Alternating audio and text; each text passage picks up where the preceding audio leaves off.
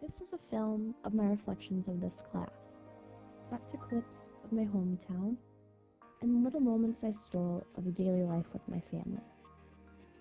I guess that if there's one thing I really took away from this class that I hadn't realized before, is exactly how detrimental Hollywood films can be in terms of the way that they are allowed to perpetuate prejudice, political agendas, and bizarre cultural norms and memes. I don't watch a lot of Hollywood films, but I've always stayed away from them because I felt I had better things to do with my time.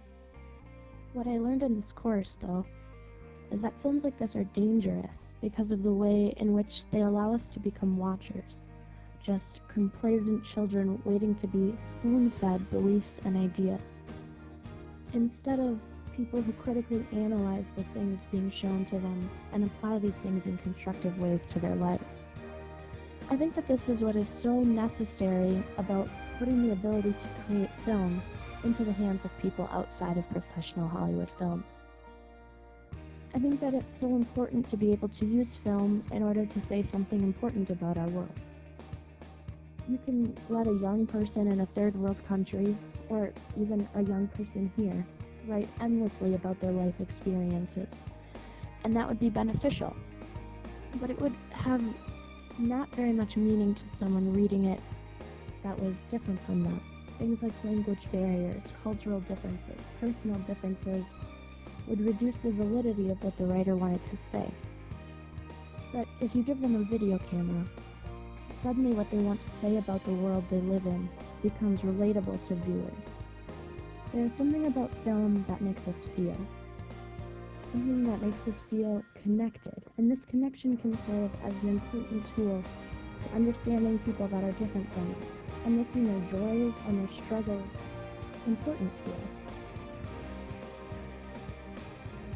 What I'd really like to do with this reflection, though, is to express how grateful I am to my parents for the childhood that they gave me. I think that I really had a very unique upbringing, and I just feel so incredibly lucky. We lived in a small town, we knew all of our neighbors, well, we knew pretty much everyone, actually. And because of this, we learned how important community was, and how fulfilling it was to offer out a helping hand whenever one was needed. We were taught to have giving hearts and a thoughtful mind. We were taught the importance of relationships, of family. We spent time together. And by this, I don't just mean that we occupied the same space, but we really spent time establishing relationships and communication with each other. We didn't have cable, so we learned about life from each other, instead of a news station with an anchor trying to mansplain our world to us. We ate meals together. We played games together.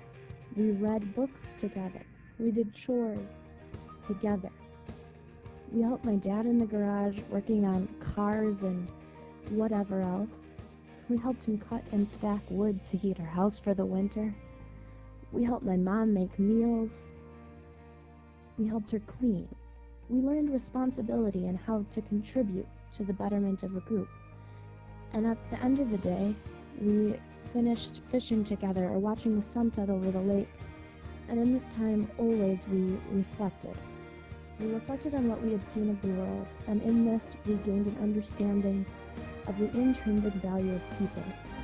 No matter how different from us, we always found value.